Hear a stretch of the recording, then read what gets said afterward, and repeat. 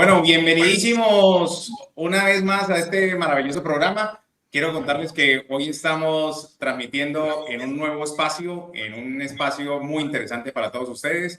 Tenemos un programa súper especial. Hoy tenemos un programa dedicado a las elecciones del 8 de marzo.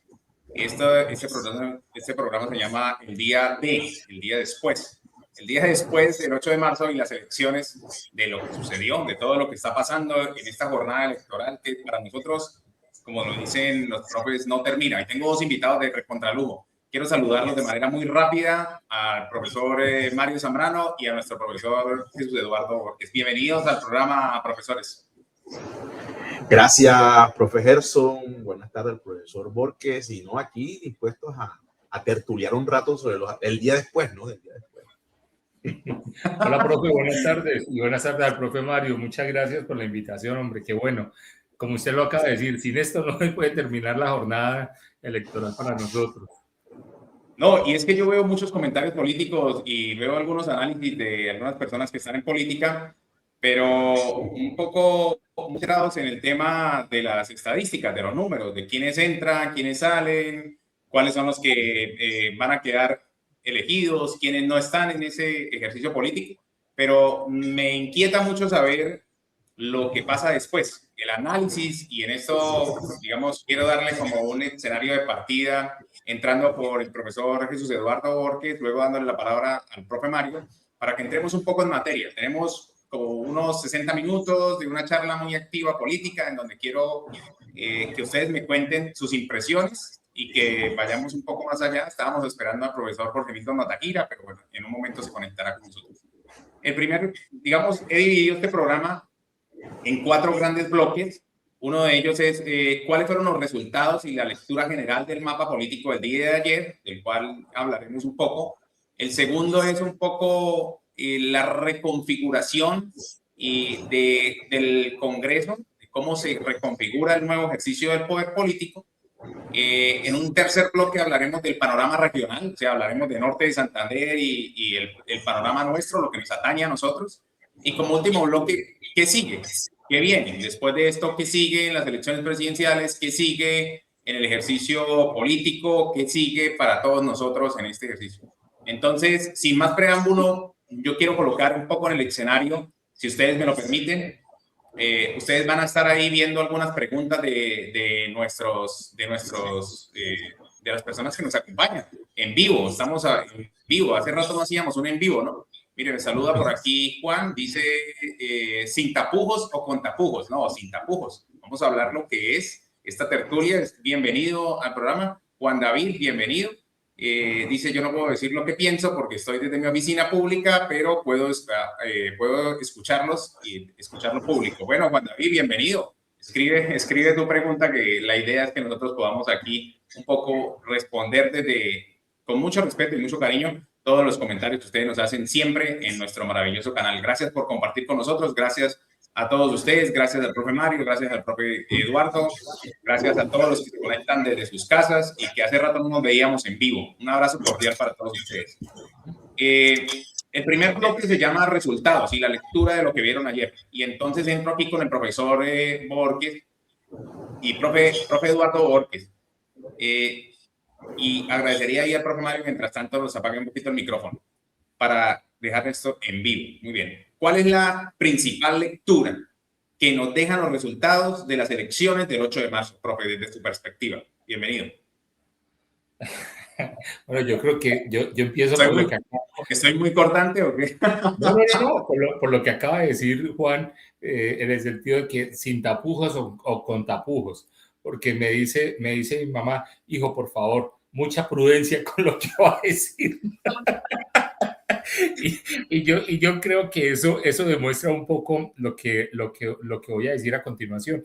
El país está polarizado. No me cabe la menor duda. Yo creo que por eso a veces esas expresiones de tapujos, sin tapujos, tenga cuidado con lo que va a decir, no me gusta esto, cuidado con aquello, precisamente refleja esto. Yo creo que el resultado de estas elecciones, pues por un lado, y pues lo voy a tratar de hablar como politólogo, yo creo que deja ganando y muy fortalecidos a dos personajes, a Gustavo Petro y a Álvaro Uribe.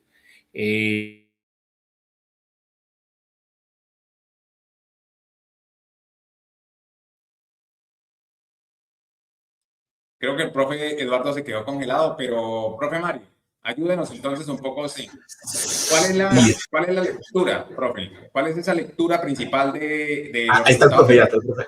Ya profe volvió. ¿Regresó? Qué pena, Sí. Qué pena, profe. Tal vez se cayó. No se Bien. preocupe. ¿Qué les está diciendo? ¿Cuál es la lectura del 8 de marzo?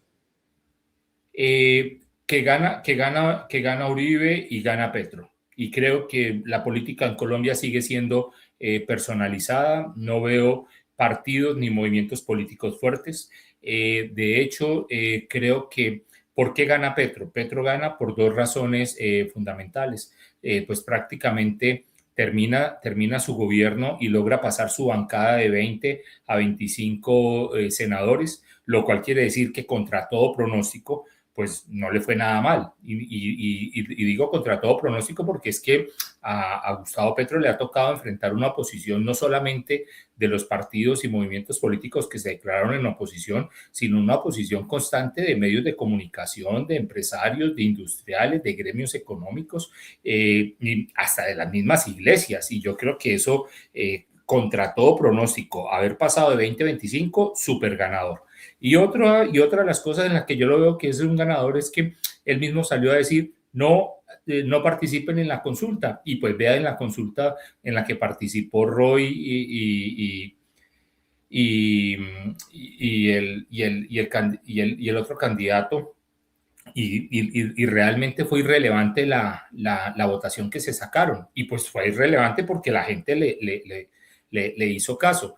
Y creo que en el caso de Uribe, pues porque es que definitivamente el uribismo sin Uribe para mí no existe. Si Uribe no hubiera estado en la lista del partido, la historia quizás para el uribismo hubiera sido diferente. Y además también por otra razón, porque de una u otra forma Uribe se ha convertido en quien le hace oposición al presidente Petro, y logró capitalizar votos y nuevas curules para el Centro Democrático. Y creo que de ahí ganó. No lo veo que podamos decir que ganó desde el punto de vista de la consulta. Era obvio que eso lo iba a ganar Paloma Valencia. Todas las encuestas lo dijeron.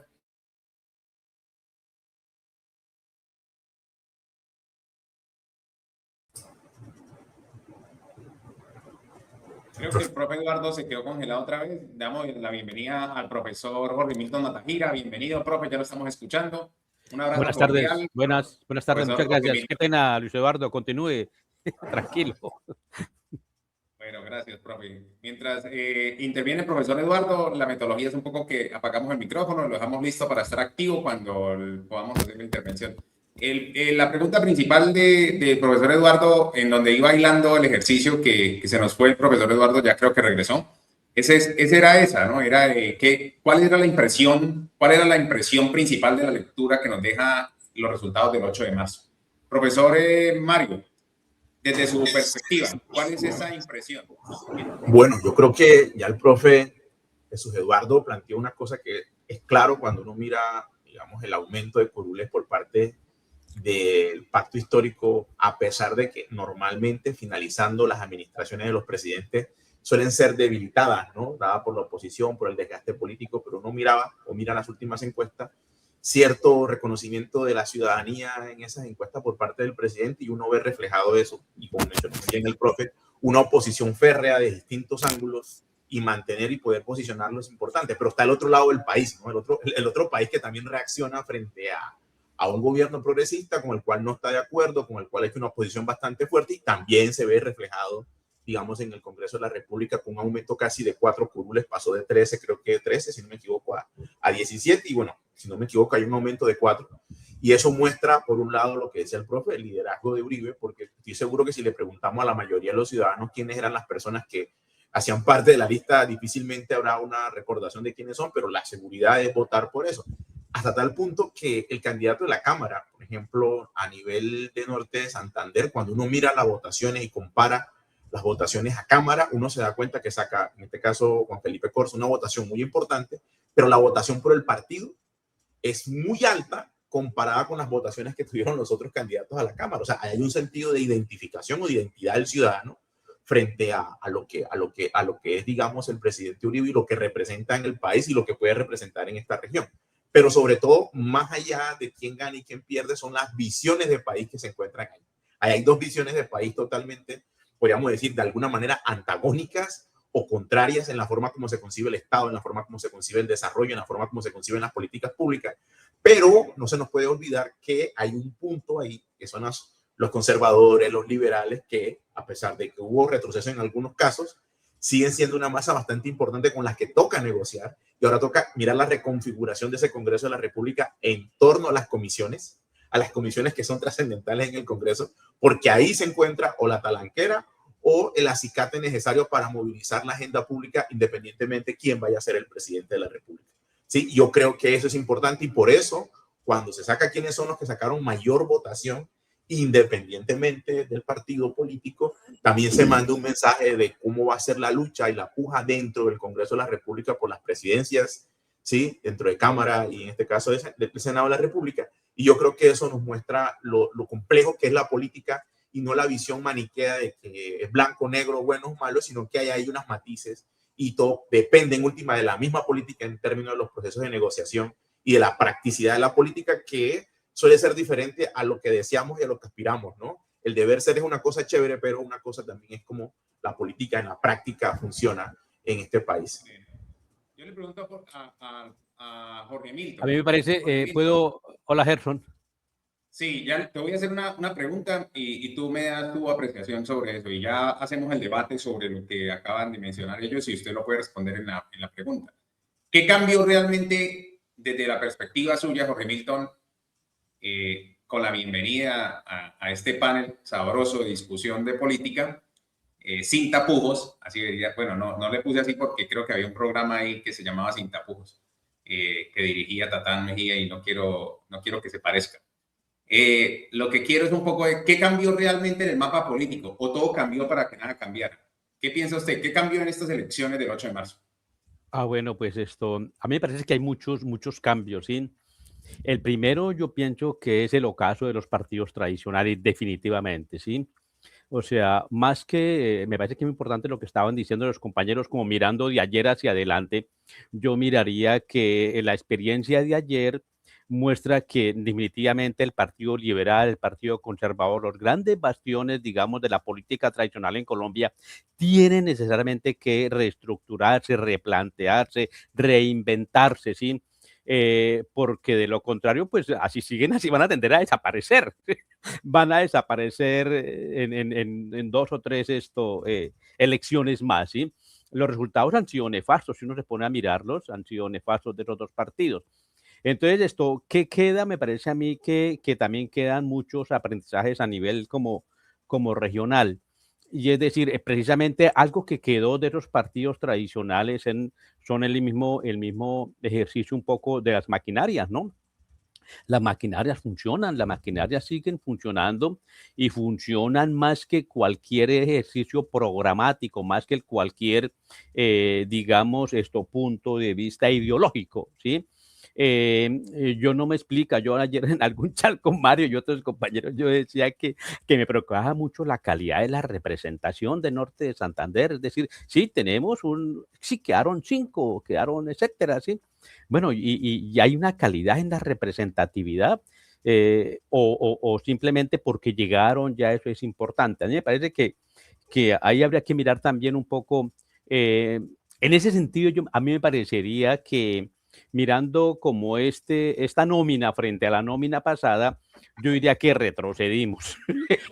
Sí, yo diría que retrocedimos en materia de magistratura política, ¿sí? Yo no diría que moral, pero hay magistratura política. Es decir, las personas que llegan ahora, pues son nuevas. Algunos no han sido ni concejales, ¿sí? que no saben, no sé, el tema del debate, el tema de aprender a escuchar, el tema de controvertir, todo esto que estamos haciendo nosotros acá, el tema de documentarse, cómo se documenta uno, en fin, para un debate, me parece que van a llegar como a aprender y aprender a las grandes ligas. Y me parece que en ese sentido yo diría que vamos a tener un déficit.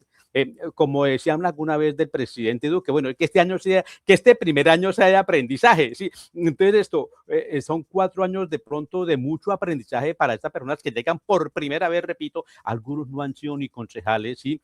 Para llegar a debatir y llegar a las grandes ligas donde precisamente hay gente que está muy ducha, ¿sí? Pero eso me da pie a En hacer ese una tipo pregunta. de debate. Entonces, no sé. Eso me da pie a hacer una pregunta porque usted tiene razón en ese sentido.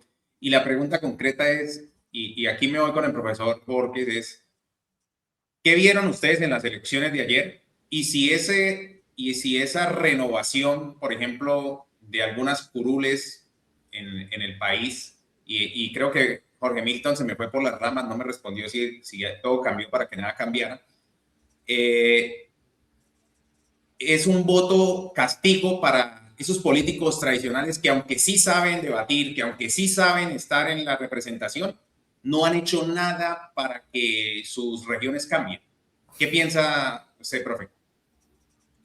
Yo, pues mire, lo que pasa es que precisamente, pues esto, el trapo amarillo o perdón, el trapo rojo, como decían, mueve, ¿sí? Hay que saber batir el trapo también, ¿sí? No es batirlo por batirlo, ¿sí?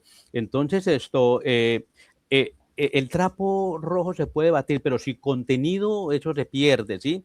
El contenido es clave, ¿sí? El contenido. Entonces, a mí me parece que en ese sentido es a lo que me refiero. No es que de pronto, digamos, eso no es de ahorita, digamos, los partidos han venido desgastándose desde hace mucho rato, ¿sí? Desde la Constitución del 91 se han venido desgastando. Eso no es de ahorita, repito, pero ese desgaste es por el carácter ideológico de los mismos, es decir, no logran capturar, digamos, al interior de ellos la masa, ¿sí? La masa electoral. Entonces, la masa electoral termina, pues discúlpeme también, ¿sí? Pues yéndose por donde alguien que hable distinto, ¿sí? Aquel que habla y está diciendo cosas distintas, yo me voy por ahí, ¿cierto? Porque, digamos, mis familias, etcétera, han pertenecido a este partido, pero veo que el partido no me incluye, no me representa. Entonces, precisamente hay una dispersión, ¿sí? Y eso es lo que uno ve en las configuraciones, uno ve una dispersión, ¿sí? ¿Qué han dejado? ¿Sí? Pues a mí me parece que los partidos de una u otra manera, pues han dejado lo que, digamos, la sociedad les ha permitido hacer, ¿sí? ¿Sí? Aquí le quiero preguntar al profe Eduardo Borges, perdóneme, profe, aquí le pregunto al profe Borges respecto a la reconfiguración del poder. ¿Qué opinan ustedes de lo que están viendo en pantalla? Están viendo en pantalla los quemados. Y si están siguiendo la transmisión, los que están ahí, digamos, una reconfiguración de unas figuras muy representativas que pierden el acceso, algunos incluso yo creo que van a hacer falta en el Congreso de la República. ¿Qué piensan ustedes de esa reconfiguración, profe Eduardo? ¿Qué piensa usted del tema de la reconfiguración del poder en el Congreso? Bueno, yo trato de verlo desde un punto de vista de lo que sería el sistema de partidos en Colombia. Yo creo que desde que Petro llegó, desde que el presidente Petro llegó al poder, en estos 4 años habíamos visto una disputa ideológica entre la izquierda y el establecimiento, ¿cierto? Entonces, la izquierda en el pacto histórico y el establecimiento que era todo lo que hacía referencia a la derecha. Yo creo que lo que va a marcar este nuevo Congreso es el hecho de que se pueden decir 3 cosas importantes.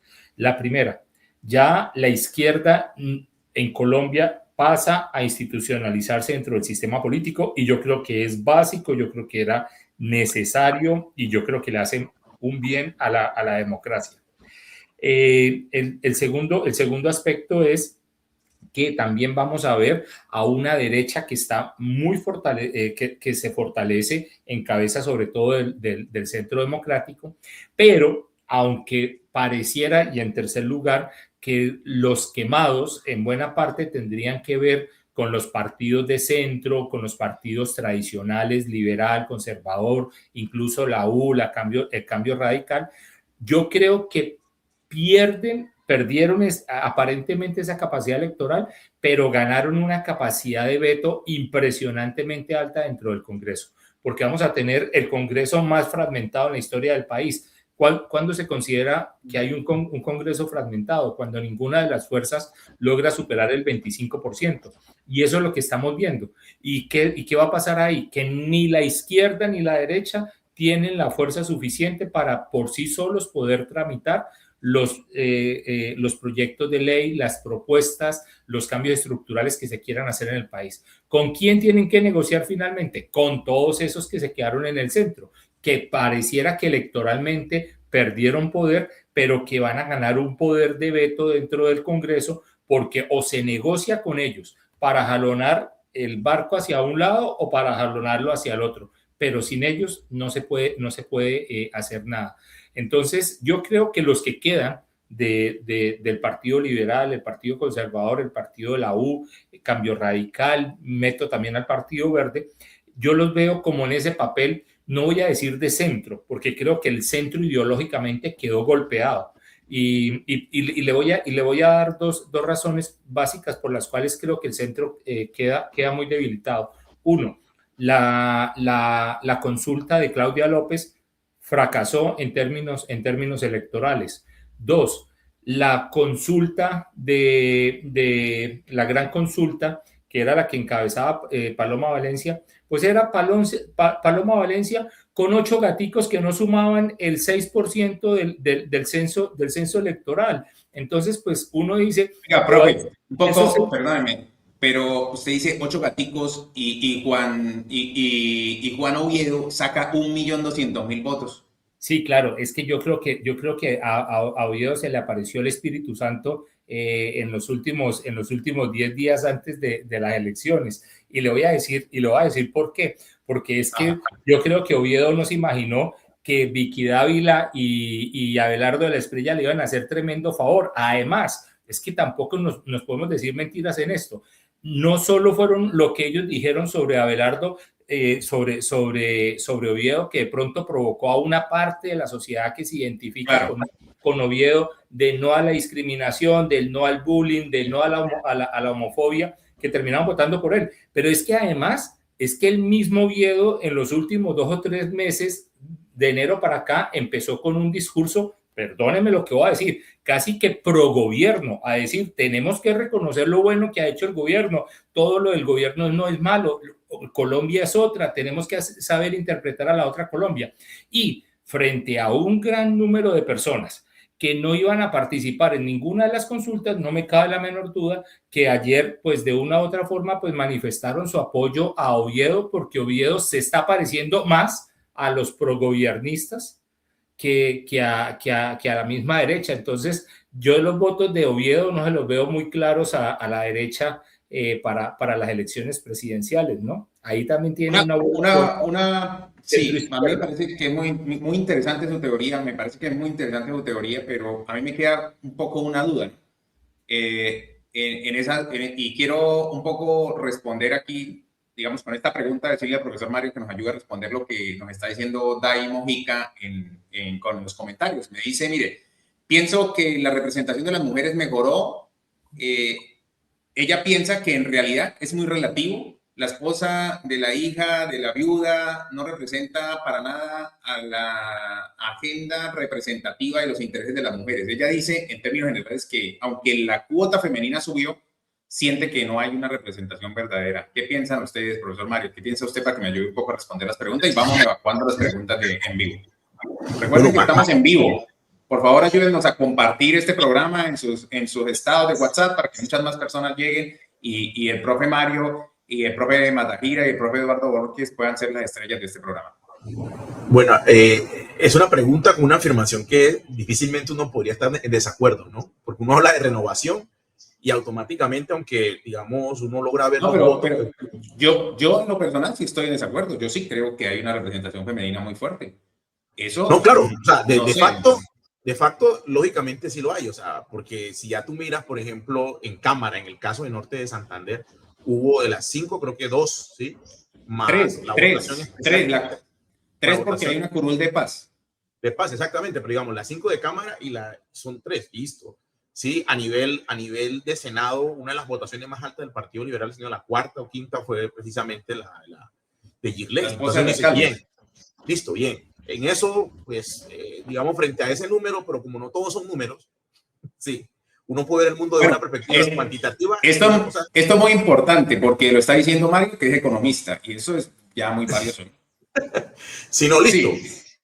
Puedo hacer una pregunta, y escasamente podría decir que una solamente de esas personas podría uno ver en toda la publicidad que desplegó, en toda esa, digamos, maquinaria del marketing político que se hizo en redes sociales, plantearon temas de fondo de discusión sobre el desarrollo, por ejemplo, en Norte de Santander, ¿no?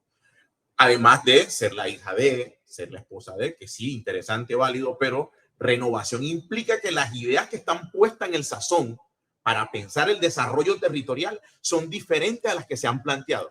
Y me da mucha pena, pero no. Cuando uno mira cuáles son los apoyos, las coaliciones que hay alrededor de estas campañas, y no estoy desmeritando, me parece muy importante y son válidas por ser mujer y todo este cuento, pero de fondo no hay absolutamente nada que busque transformar y cambiar las cosas en esta región. Como usted lo dijo, profe, todo se mueve para no cambiar, ¿sí? Parece entonces que el asunto fue, y esto va a sonar feo, yo sé que me van a funar con esto, los cambios pueden ser estéticos, ¿sí? Cambios estéticos, ¿sí? Pero de fondo, yo creo que no. O sea, de fondo no los tiene Norte de Santander, pero no somos una pitoniza para, digamos, leer el futuro, pero lo importante sería ver a largo plazo las acciones que habría que evaluar en torno a esa agenda pública que estas personas proponen para la región. Y me alegré que fueran mujeres las que estuviesen ahí. Ahora, vamos a hacer la presión desde la ciudadanía para ver si realmente eso tiene un cambio factible para Norte de Santander. Y yo estoy totalmente siendo pesimista en ese sentido. El hecho de que se escojan mujeres no cambia absolutamente nada, que digamos tengamos ahora una renovación, ¿no? Una renovación que puede ser estética, puede ser de rostros, de cara, de gente joven, pero de fondo, de los temas de fondo nunca se discutieron, porque además la gente evadió el debate, porque además la gente... Eso le iba yo a decir, eso le iba yo a decir, un poco, perdónenme si yo hago el papel un poco de abogado del diablo, pero tengo que hacer esa interpelación ahí. Y es que eso le iba yo a decir, un poco, no solo las mujeres, los hombres también le rehuyen al debate. Es que no hubo debate. Es que cuando usted ve los candidatos, el debate ya no existe, ya el debate se eliminó. Y pregunta aquí Miguel Sanabria. Hay un concepto de un francés pensador por allá de los años 60, tiene un libro que se llama La espectacularización, algo así. Y no hay algo más espectacularizado que la política. Si uno mira, la política se ha vuelto en un espectáculo, en un show donde importan las formas, pero parece que eso que dice el profesor Matajira y el profe Borges, el fondo pasa a un lado. Entonces vale más lo pomposo, lo disruptivo en el discurso, ¿sí? Claro. Y ahí creo que estamos perdiendo absolutamente todo porque está erosionando esa esfera de lo público, más aún cuando aparecen las redes sociales y los elementos tecnológicos que entonces lo que hacen es no solamente fragmentar el poder dentro del Congreso, sino en este caso fragmentar al ciudadano, y el ciudadano se convierte no en un ciudadano, sino en un consumidor, ¿sí? En que lo que me interesa a mí es ver el espectáculo del candidato X y el espectáculo del candidato Y y el show del candidato X y el show de la candidata Y. Entonces no nos convertimos en ciudadanos, sino en consumidores, ¿sí? Y esa es una forma tanto de desprecio y subvaloración de la ciudadanía. Y yo creo que muchos de los candidatos, muchos hombres o mujeres, apelaron a eso, aún independientemente de la ideología, porque podemos ver los influencers tanto en la izquierda como en la derecha que hicieron su participación para este congreso. Ahí le voy a hacer una pregunta, gracias, profe Mario, perdóneme porque yo les interrumpo mucho, pero un poco lo que quiero es ir contestando las preguntas de nuestro público, los que están conectados ahí. Saludos a todos los que están conectados. Por favor, ayúdenos a compartir este programa para que muchas más personas hagan sus preguntas, porque tengo 3 cracks aquí de la política, expertos en política que me pueden dar más luces de lo que yo les pudiera contestar. Mire, Miguel Sanabria nos pregunta, y eso se lo va a preguntar al profesor Jorge Milton Matajira, dice, sorprende ver que los electores castiguen a grandes caciques de trayectoria política como Robledo, Angélica Lozano, Caterina Miranda. ¿Qué pasó con ellos? ¿Qué pasó, profesor Jorge Milton Matajira? Bueno, muy bien. Pues yo mirando la lista de los quemados, uno no puede meter todo en el mismo saco definitivamente, ¿no? Es decir, a mí me parece que hay quemados muy buenos, ¿sí? Y hay quemados que no supieron leer su momento político, ¿sí? Precisamente uno no se explica personas como tan curtidas como Robledo y como Lozano, Angélica Lozano, se queman, ¿sí? Es decir, parece que o tuvieron una agenda y se dedicaron mucho a la agenda legislativa, bueno, Robledo estaba por fuera, a la agenda legislativa y no les quedó tiempo para digamos, renovarse o actualizarse en lo que acaban de decir ustedes del marketing político, ¿sí? Y no supieron leer a sus electores, ¿cierto? Y lo que estaban pidiendo y terminaron, digamos, siendo muy homogéneos en su accionar político. Y me parece a mí que lo que sí muestra son, digamos, en ese variopinto de quemados, ¿sí? Algunos se quemaron con muy alta votación, ¿sí? Por ejemplo, y me sorprende, por ejemplo, que se haya quemado Inti Asprilla, que se haya quemado también Fabián Díaz, creo que se llama el uno de Santander. Se quemó también alguien muy brillante del pacto de Antioquia. Es decir, hubo gente muy brillante que no les alcanzó precisamente por la manía de la cifra del umbral, la cifra repartidora es Mario, ¿sí? Que se maneja, ¿sí? Al final, y entonces no les alcanzó. Entonces, pero hay personas que, digamos, se quedaron por fuera, me parece a mí que no porque hayan sido malos, ¿sí? Digámoslo así, malos, y entonces fue un voto castigo. No, muchos fueron muy buenos, pero no les alcanzó precisamente por oía yo a un analista que decía precisamente el Partido Verde fue uno de los más sufridos en esta contienda y yo creo que le están cobrando de pronto los mismos hechos de corrupción que ha tenido, ¿sí? Y yo pienso que la misma ciudadanía pudo a cada uno de ellos, si usted ven algunos quemadores, cobrarles en ese sentido, ¿sí? Pero hay algunos otros que de pronto no les alcanzó sencillamente por la votación de los partidos, ¿sí? Y eso es importante como analizarlo. ¿El voto castigo es importante? Sí, se pudo dar, sí, claro, se pudo dar, pero hay algunos que por ejemplo, uno podría decir, ¿qué voto castigo le pueden hacer a Robledo? Si durante muchísimo tiempo fue el mejor senador, el senador más votado, ¿sí? El que daba unos debates impresionantes en el Senado y que yo creo que enseñó a más de uno a debatir, ¿sí?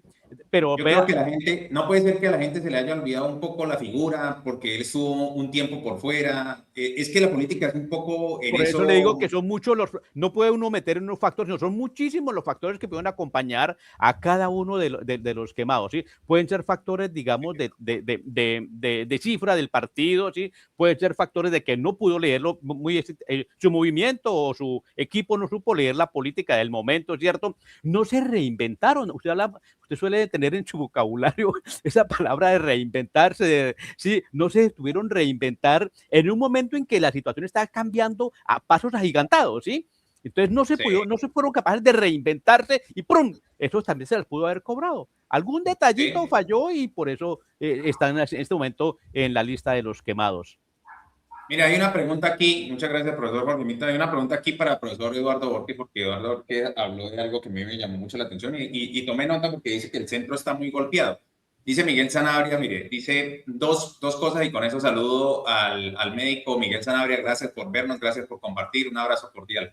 Dice, los extremos molieron al centro, ¿ustedes qué opinan? Y la segunda pregunta que se conecta con esa es, políticamente, ¿fue un error no ir a la consulta? ¿Un error de Fajardo y un error de Abelardo de la Espriella?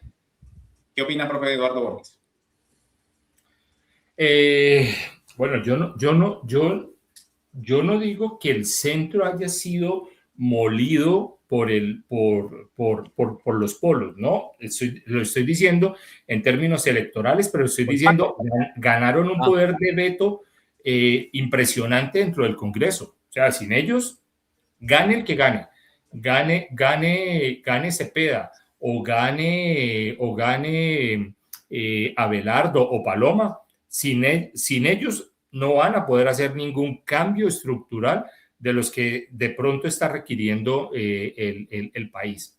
Entonces, yo creo que al centro le va a tocar hacer al interior de cada uno de sus partidos y movimientos políticos, pues una reconfiguración del poder. O sea, eso no me cabe la menor duda. ¿Cómo era la segunda pregunta? Perdón, profe. La segunda pregunta era que yo quiero complementar lo que dice mi colega Borges, que es una tertulia. Sí, claro. Dale, Sí, dale, dale. a mí me parece que es que el centro también es muy variopinto, ¿sí? El centro en este momento quedó disperso. Es el centro de Fajardo, el centro de Oviedo, el centro de Claudia López. ¿Cuál es el centro? ¿Sí? Sí. ¿O no hay centro? Llega. ¿Sí? A mí me parece que es que precisamente lo que estábamos diciendo un poco, y retomo la palabra, última palabra de colega Borges, es la reconfiguración. El centro también tiene que reconfigurarse, porque es que, ¿por qué Fajardo no logra capturar? Porque me parece que está también anquilosado en unas ideas de centro, y de ese cuenta, a mí me parece que con lo que dice Borges hace rato, gracias a Dios apareció Oviedo, ¿sí? Para la política colombiana porque recreó, ¿sí? Recrea una nueva manera, yo diría que casi de hacer política, ¿sí? Es decir, mostró un nuevo centro, digámoslo así.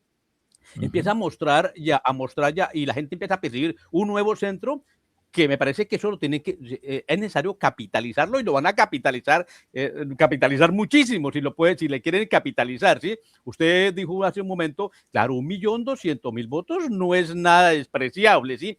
¿Por qué? Porque es un discurso bastante fresco que llega un discurso fresco que no es el centro de Fajardo, no es el centro, digamos, del que estaba un poco, bueno, el otro que Me parece que, no, además que, me hay parece que un nuevo centro. Yo quisiera que haya un nuevo centro. claro, hay un discurso de Oviedo muy técnico, ¿no? Es un centro como técnico, basado en datos, en cifras, y es muy llamativo por, digamos, por la puesta en escena. Creo que además es un gran artista en poner en escena todo eso, ¿no? Habla Claro, distinto, claro. se mueve distinto. Yo creo que le da dos lecciones fuertes a la derecha y a la izquierda. A la derecha le está diciendo, venga, bajémosle un poco también al tema de la polarización ideológica, porque la gente lo que está necesitando es que le ofrezcan respuestas reales y respuestas concretas, y ahí, en cierta forma, radica el éxito del gobierno del presidente Petro en algunas regiones del país, como él mismo lo dijo. Y dos, le está diciendo, y a la izquierda le está diciendo lo siguiente: déjense también de tanta ideología y empiecen a meterle más gobernabilidad, más gerencia, más gestión pública, más eficiencia, más eficacia, más indicadores, más Relacionamiento resultados, con las porque gobernaciones de alcaldía, lo dijo. tienen Falta que mostrar relacionamiento. que son Falta gerentes. relacionamiento, Borges. Él lo dijo, falta relacionamiento con las gobernaciones y alcaldías. Claro, Falta claro. gobernanza. Y ustedes tienen que mostrar de que tienen resultados. De la sola ideología no se vive. Y yo creo que eso es lo bueno de un personaje como Oviedo, y ambos tienen que agarrarle el tema. Ahora, en cuanto a lo que estábamos hablando ahora de, bueno, ¿y cómo cambia esto en la parte regional? Pues vean, en la parte regional yo creo que Aquí tienen ustedes en el tablero un mapa regional. Yo acabo de poner la foto de los representantes a la Cámara, los nuevos sí, representantes a la Cámara. yo lo que veo realmente es lo siguiente: hay una recomposición de las élites políticas, indiscutiblemente, pero no se pierde la continuidad de los partidos tradicionales en Norte de Santander. Si nosotros miramos los 5 que están allí, ellos 5 representan casi el 75% de la votación a la Cámara en Norte de Santander. Y creo que para ellos lo que viene es un tema de mayor competencia política entre ellos. Y aquí pues vamos a tener que decir algo que muchas veces uno no lo quiere decir, pero pues hay que decirlo. Queda demostrado en buena parte de que aquí, a nivel local y a nivel regional, acá, en todos los departamentos del país, a diferencia de lo que son las elecciones nacionales, juega muchísimo las redes clientelares. Y yo creo que el clientelismo político es el que sigue demostrando el gran poder que hay a nivel regional. Cuando uno mira los resultados de cámaras versus los del Senado, son completamente distintos. Y a nivel regional, yo no creo que los partidos políticos tradicionales estén debilitados. Siguen tan fuertes como lo han sido siempre. Y creo que dejan lecciones, por ejemplo, como lo que el profe Macajira decía hace un momento.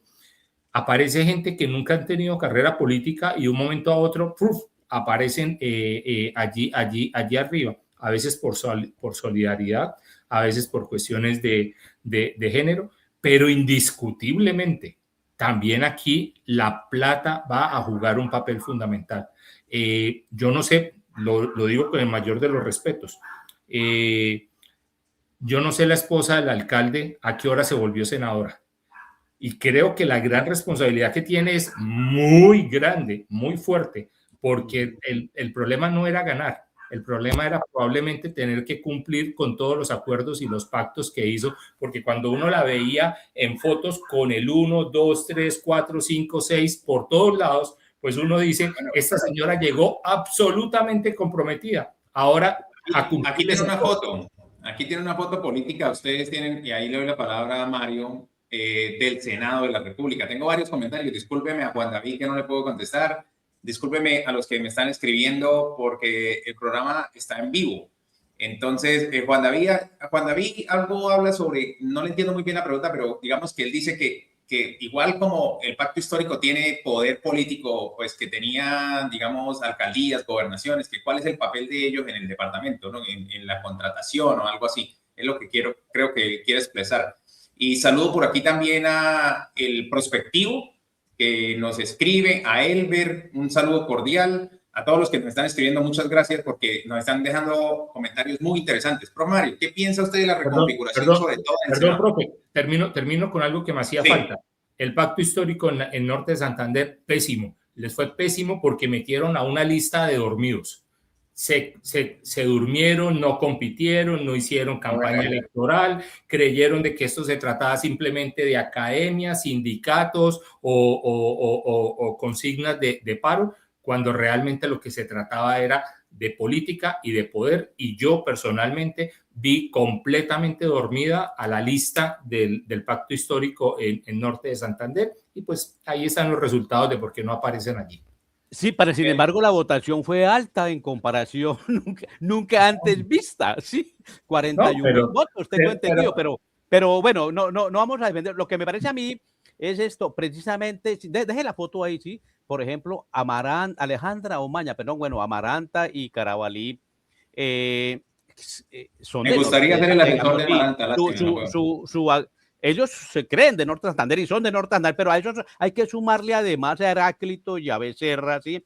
Y a Mafer Carrascal, ¿sí? Que son representantes a la Cámara. Y yo no sé cómo leer esto para que los profesores me ayuden, ¿sí? Yo sé que si ellos se hubiesen lanzado por acá, no hubiesen quedado, ¿sí? Es decir, muy bien. Entonces, eso es muy importante. ¿Por qué?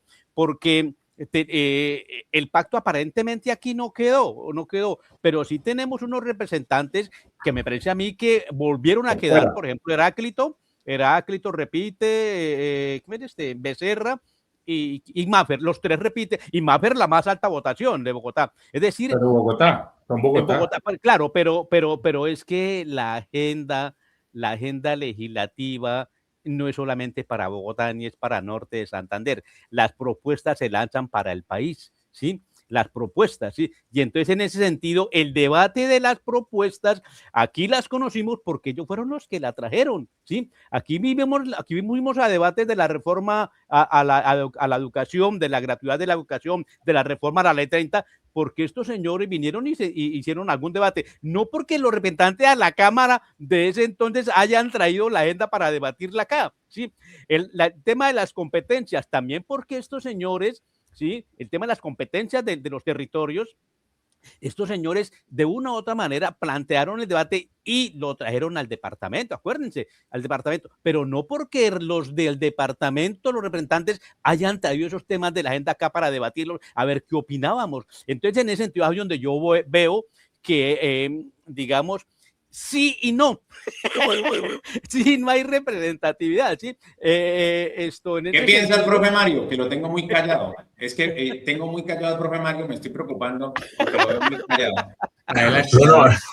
No, estoy escuchando a los profes. Está, como diríamos en mi época cuando uno jugaba PlayStation, lo que el profe Jesús Eduardo lanzó fue una fatality a la candidatura del pacto histórico, y el profe Jorge intentó como darle un poquito de respiración de vida. No, pero es que tiene razón. Si usted tiene presidente de la República, no puede. O sea, es que eso tiene razón. Ahí yo no sé. Yo creo que usted como presidente de la República tiene que sacar un representante de la Cámara, tiene que sacar un senador ahí. Pero acá, yo siempre he dicho que las condiciones acá son un poco complejas, pero sí creo que la crítica vale, y ojalá sean autocríticos los del pacto histórico a nivel y se den cuenta y sean capaces de mirar sus propios errores, ¿sí? No quedarse en el discurso de siempre de que la culpa es ajena o de una fuerza exterior, y hay que mirar que hay que ser autocríticos de por qué no se consolidó un proceso que uno esperaría teniendo un presidente, una votación considero mucho más importante que la que sacó, así haya sido ahora un poco más alta que la que tuvimos hace 4 años. Yo creo que ahí sí es complicado el asunto, pero bueno,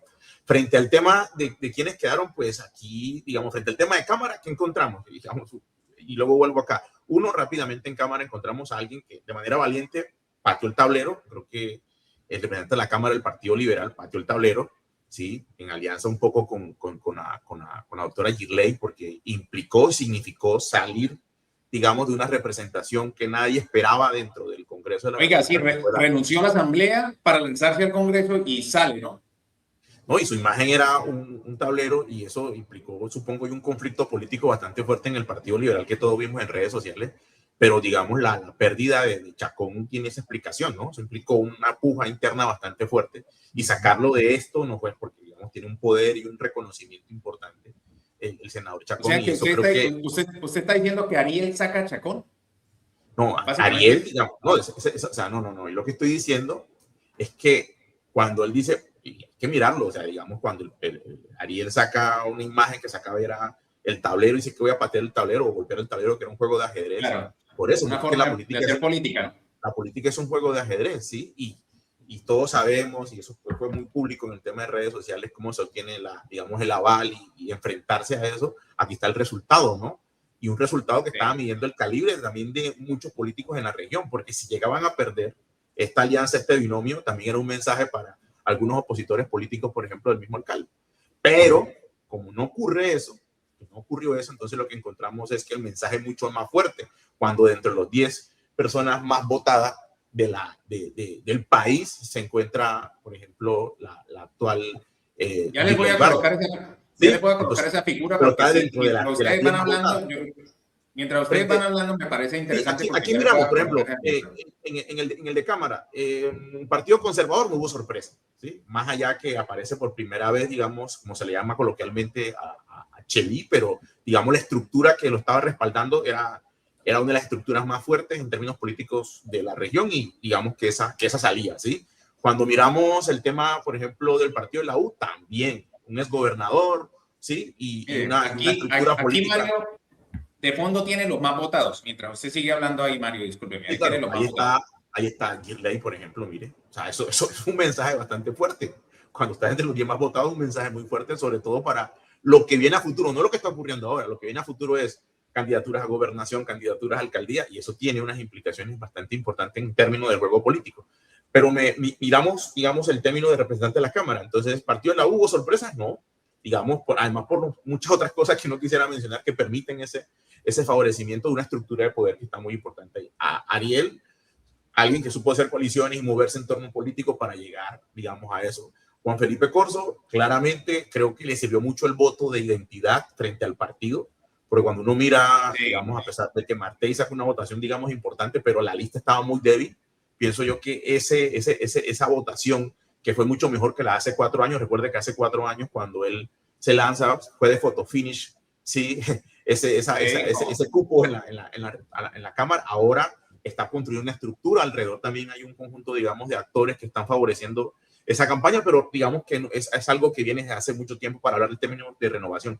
Y el caso del Cambio Radical, todo el mundo daba por muerto a cierto sector político de esta región, y lo que está claro es que ese sector político no ha muerto, y a pesar de que han pasado más de 8 años de administración. ¿Usted está hablando de Ramiro Suárez? Sí, señor, sin ningún vínculo de estructura burocrática tan fuerte. Eso es un mensaje fuerte. La gente dice, no, ahí está vivo. O sea, lo que estoy diciendo es corroborar. Alguien hizo un comentario esta mañana que me pareció muy curioso y tiene razón, y es que Ramiro Suárez sin alcaldía ha puesto 2 representantes a la Cámara, 2 periodos consecutivos. Y eso es lo que dice el profesor, porque, o sea, cuando usted mira al final y mira quién queda, dice, ok, o sea, y llama la atención porque no están tan muertos como la gente consideraba, y hay una estructura de poder que todavía tienen capacidad de incidencia dentro de la región, y eso, pues, será importante dentro del juego político. Ahora, frente al tema del Senado, pues, ahí toca mirar ahora que la agenda, digamos, si cumplen con parte de la agenda del discurso del tema de la inclusión, de la vulnerabilidad, por ejemplo, que caracterizó parte de la campaña de Girley en los medios y en las redes sociales, ¿sí? Juan Carlos García, muchos lo daban por muerto. Yo decía que no, yo hice unos cálculos a partir del histórico de las votaciones con la inteligencia artificial y casi siempre en todos los escenarios ganaba, o sea, pasaba. Entonces, pues, me parecía muy extraño que dijeran que, porque siempre ha sacado unas votaciones muy importantes históricamente con el Partido Conservador y, digamos, era una de las votaciones seguras que se tenía en el Partido Conservador, según mi modelo de inteligencia artificial que intentaba hacer pronósticos y casi no me falló ninguna. Por ejemplo, para los 5 de Cámara, vi casi con el valor de las 5 en Cámara. Y no, pero yo creo que Juan Carlos García sí estaba preocupado. Alrededor de la campaña de él, los últimos 15 días de la campaña, creo que hicieron unas jugadas, aceleraron el paso, creo yo. Porque sí, no rompió la fidelidad de ciertos votos. No rompió la fidelidad de ciertos votos que tiene. O sea, sí, había mucha gente fiel a ese voto, ¿sí? a ese voto y a ese candidato. Sí. Y uno, cuando miraba la predicción histórica del comportamiento de votos que tenía históricamente, yo construí hasta un índice de probabilidades en torno a qué personas podrían quedar. Y siempre quedó Wilmer Carrillo era uno, Juan Carlos García era otro. El único que me falló fue Chacón. Fue el único que dentro de las proyecciones que hice con el modelo no siempre me aparecía y no, fue lo único que no me apareció. ¿Qué creen ustedes desde esa perspectiva? Y me deja curioso la pregunta, ¿qué le pasó a Chacón? Porque es que en realidad Chacón sí era en términos de país una persona muy reconocida, ¿no? Aunque en Norte de Santander las últimas elecciones tuvo votaciones, digamos, relativamente bajas, pero sí tenía o sea, el comentario era, él sale por fuera, porque están los amarres de afuera, él sale por fuera, lo de Norte de Santander, ya sabemos que no le va a ir tan bien. ¿Qué creen ustedes que le pasó? Y aquí Leonardo Rodríguez saluda al profesor Matajira, excelente podcast, saludos al profesor Matajira, tiene muchos fans. Jorge Milton, felicitaciones. ¿Qué le pasó? ¿Qué le pasó entonces a Chacón? Si eso no, digo yo, no sé, me deja muy curioso eso. Se hizo el silencio en mi columna, miren. Hay que ser muy prudentes, le dijo la mamá a Borges. Al profesor Borges, sí. Bueno, yo creo que Chacón se durmió y no se durmió en la campaña. Se durmió en la tranquilidad que da el poder. Mantuvo el poder durante estos 8 años, indiscutiblemente. Y yo creo que llegó un momento muy claro en donde también a nivel de departamento hay una especie de reclamo implícito, ¿no? ¿Qué pasó con el departamento? ¿Qué han hecho por el departamento? A mí no me cabe la menor duda. A Norte de Santander, pues no le fue bien con el gobierno de Petro. Y no le fue bien con el gobierno de Petro porque yo sí considero que la mayoría de los líderes políticos regionales pensaron que el tema era hacer oposición, se comieron el cuento que estaban en el nivel de los alcaldes de Barranquilla, de Medellín, de Bogotá, y estaban pero totalmente perdidos y salidos de órbita. Y yo creo que ahí pues vemos una de las consecuencias. Y lo segundo es pues que de una u otra manera también una buena parte del poder de Chacón estaba en el área metropolitana de Cúcuta, que fue donde apareció Girley con una maquinaria impresionante. Ustedes se dieron cuenta las denuncias que hizo Leonardo Jacome como concejal de oposición en el consejo, donde demuestra que en la alcaldía pues van a tener que dar muchas explicaciones, cómo se han utilizado los recursos. Para los que vivimos en Cúcuta, pues es que yo creo que no querer ver lo evidente sí era una cosa muy dudoso. Esta ciudad estaba empapelada de Girley por todos lados y pues uno sí se pregunta, ¿y esto cuánto vale? ¿Y de dónde salió esta plata? ¿Quién financió todo esto? Entonces, yo creo que a Chacón le tocó también enfrentarse con un poder monstruoso que le supo quitar los votos, porque si uno mira de los cerca de 124,000 votos que saca Girley, casi 100,000 votos están aquí en el área metropolitana y otros municipios de Norte de Santander. Entonces, pues, como dice la canción, no hay cama para tanta gente. Bueno, una pregunta concreta es, esta elección a Cámara, esa elección al Senado, y no hemos hablado un poco de la consulta, de las 3 consultas, de forma muy concreta, en realidad son elecciones de maquinaria. Sigue siendo la maquinaria una fuerza arrolladora que cumple a cabalidad la tarea precisa de elegir a sus, digamos, sus candidatos, ¿o no? ¿O esto ya está abierto? ¿Cuál es la ventaja? Mire, no hemos hablado de otro tema que también es muy importante, y ese es la lista cerrada frente al voto preferente. ¿Qué piensan ustedes también de ese tema? ¿Hay maquinaria? ¿Y cuál es su visión de la... ¿Hay maquinaria sí o no? Y si hay su visión sobre el voto preferente, ¿cuál es su visión sobre el voto preferente a la lista cerrada? Oye, yo creo que el profe Eduardo ya mencionaba algo al inicio de que las maquinarias hablaron, o sea, sí, eso fue claramente, uno lo observa en las votaciones, sí, o sea, existen, sí, eso es indiscutible. 2, pero también está la otra parte, ¿no? Que no hemos hablado y posiblemente no profundicemos sobre eso, y es uno, el abstencionismo, sí. 2, sí. la otra Colombia que no vota, esa Colombia que se abstiene de votar por alguna razón, por algún motivo, ¿verdad? Que desconfía del sistema político, donde hay indiferencia, donde hay poca credibilidad, y entonces ahí tenemos dos Colombias ahí, la Colombia que vota, una con maquinaria, otra con voto de opinión y movilizada por otras cosas, y tenemos la otra Colombia que no vota, ¿sí? No sabemos por qué, sus razones pueden ser indiferencia total o algún tipo de molestia y falta de credibilidad que tiene el sistema y pérdida de confianza, y eso muestra también lo mal que de alguna manera el sistema político colombiano nos ha permitido traducirse en eso que el profe mencionaba de la eficiencia, la eficacia del Estado en solucionar nuestros problemas, que es un poco lo que demanda la gente, y por eso actores como esos outsiders, entre comillas, como Oviedo, aparecen ahí con esos cantos de sirena, que a la gente le gusta porque, pues, claro, está hablando algo que la gente quiere escuchar, ¿sí? Y no solamente desde lo técnico, que un poco ahí contradigo el profe, porque lo que intentó hacer en los últimos meses fue lo menos técnico posible. Se comportó como un verdadero animal político que sabe leer su contexto y utilizar el lenguaje preciso en el momento que era para eso, ¿sí?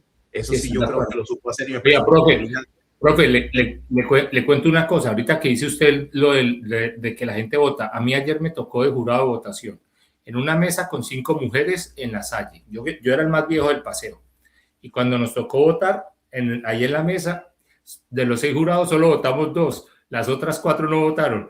Y yo les pregunté, dijeron, yo no creo en esto. Y no votaron. De 6 es un tema muy complejo. No era el cuento de que porque les tocaba salir, nada. Ahí estaban en la mesa, tenían la comodidad de votar ahí, tenían todo y no votaron. Eso me dejó a mí. Creo que, claro, sí, es muy difícil de entender eso. Sí, yo veo como precisamente, es que yo no estoy muy de acuerdo con que se hicieran las consultas, ¿sí? Porque dése cuenta usted que los noticieros empezaron a dar informe de las consultas y privilegiaron mucho el tema de las consultas cuando lo esencial de ayer era elegir al Congreso, ¿sí? Entonces a mí me parece que ¿se piensa que la consulta ahí hay una sobreoferta, digamos así, de votación, que me parece que de pronto todavía nos falta educarnos para ello, ¿sí? Milton, ¿usted cree que la consulta distrajo sí, claro, el voto me parece a mí que la consulta pudo distraer un poco la esencia de ayer, que la esencia ya era elegir el Congreso, ¿sí? Y sin embargo, los noticieros y toda la gente le está dando mucha prioridad a la consulta, ¿sí? Pero la consulta empieza, digamos, no sé si de hoy o mañana, cuando se hagan todas estas componendas, pero precisamente porque a mí me parece que en ese sentido no estaría de acuerdo con ellos, ¿sí? Porque eso pudo generar cierta dispersión. Infla cosas que de pronto no son tan reales, ¿sí? No son tan reales, ¿sí? Ahora bien, cuando respecto a la cuestión, yo diría que la maquinaria, aquí viene la misma disputa de siempre entre la maquinaria y el voto de opinión en cierta manera, porque yo no creería, yo no vi aquí en Norte de Santander vallas del pacto histórico, ¿sí? Ni vi esto en los recorridos que me tocó salir por ahí mismo con la misma escuela, vallas del pacto histórico, ¿sí? Y para eso requiere aceitar la maquinaria, ¿sí? ¿Cuánto vale una valla? Claro, usted lo que Etcétera, ¿sí? quiere, usted lo Y que lo que quiere decir es ustedes que al decían, por pacto le ejemplo, faltó del maquinaria. empapelado, y ustedes decían lo que vale empapelar, etcétera, y la gente, entonces a mí me parece que ahí de una u otra manera, mucho del voto del pacto en algunas zonas del país es la acción presidencial, ¿sí? Es decir, Es el presidente, claro. lo que mueve el discurso del presidente, me parece a mí, con sus acciones, desde luego. Me gustó Claro. mucho, perdóneme, me gustó mucho, y termino con ello, me gustó mucho un video que vi hace rato de un señor en Puerto Gaitán, no sé si se lo pasé a Mario, no, en Puerto Gaitán, Meta, ¿sí? El tipo dice, el tipo estaba feliz, dice así, sin nada de maquinaria, sin una valla, sin, ¿entiende? Con las uñas, lograron sacar, creo que 2 representantes a la Cámara, ¿sí? Es decir, dice, dimos el batacazo, digámoslo así. Muy bien. Bueno, entonces me parece a mí que eso es movilidad, eso es conciencia en cierta manera y voto y opinión, ¿cierto? Frente a lo tradicional. Entonces esto... Es democracia. Eso es lo democrático, ¿sí? Entonces, en algunas regiones donde de pronto el Estado o el gobierno actual ha hecho mayor presencia, yo no sé cómo estaría, digamos, qué pena, Sardinata, algunos municipios FEDET, porque yo sé que el tema de las tierras ha sido fuerte, ¿sí? Si ganaría o no ganaría, hay que mirar la recomposición, ¿sí? O ganaron los tradicionales, porque así sería el colmo, ¿no? Que hicieran una reforma agraria en un X municipio, ¿sí? Y gane el partido, el pacto, perdón, el centro democrático, ¿sí? No, profe, eso Sería se lo va a más ver, paradójico del mundo, eso ¿sí? se va a ver en las presidenciales. Es que ¿Cómo, todo el cómo? mundo, eso se va a ver en las presidenciales. Es que todo el mundo conoce a los candidatos presidenciales muchas veces y a los que Ah, menos conocen son a sus propios candidatos de sus propias regiones. sí, Mire, sí, sí. cada vez que saludo a alguno, me sale el saludo hacia otro. Entonces, bueno, ustedes tienen muchos fans. Saludan aquí al profesor Alexander Botello, saluda al profesor Mario. Un saludo cordial. Saludos a todos ustedes. También gracias a todos los que comentan. Llegamos a la parte poco final de nuestro programa, la parte donde nosotros hacemos un poco la reconfiguración del programa y entramos a esos 5 minutos de programa que para poderlos liberar a ustedes, siendo un poco el compromiso, ¿no? De hacer este programa en 1 hora, ¿no? Discúlpenme que yo les interrumpa un poquito, pero mire, ¿qué sigue ahora? Que era la pregunta final.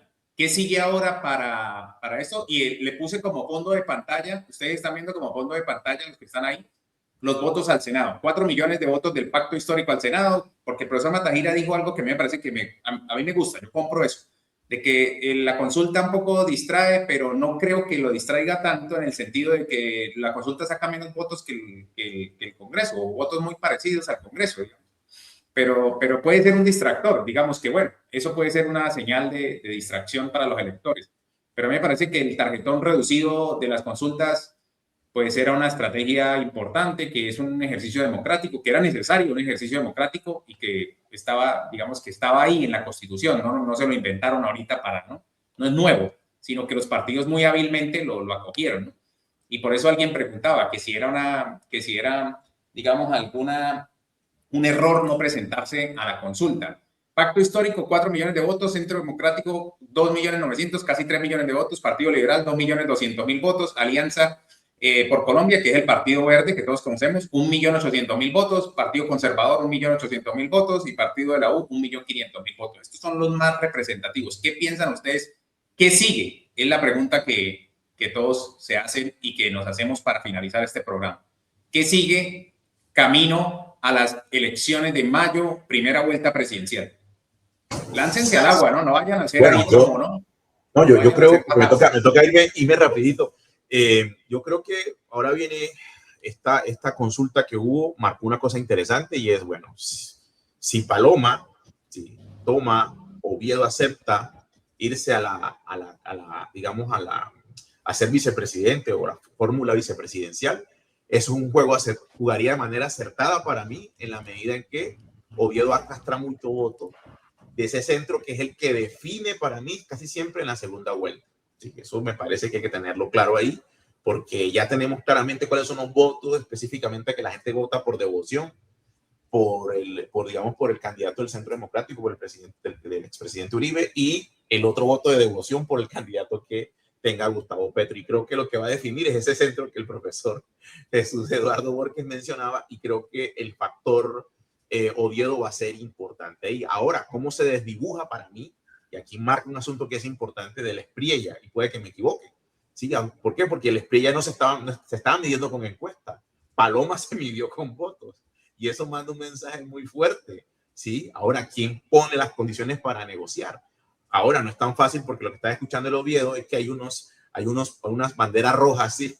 Que él no está dispuesto a pasar si hay un apoyo por parte de Abelardo a Paloma. Pero yo creo que ese es un elemento importante. Ese centro, ¿cómo se va a mover? Y qué va a hacer, por ejemplo, el candidato, en este caso de la izquierda, Iván Cepeda, para poder recoger esos votos del centro, que no se puede seguir apelando a que los tibios y eso, porque creo que en estos momentos esos tibios son los que se necesitan para poder ganar la presidencia. Esa sería, para mí, la alpuja que viene de aquí en adelante. Muy bien, esa es una posición muy, muy sensata, Mario. ¿Qué sigue de ahora en adelante, profe Jorge Milton?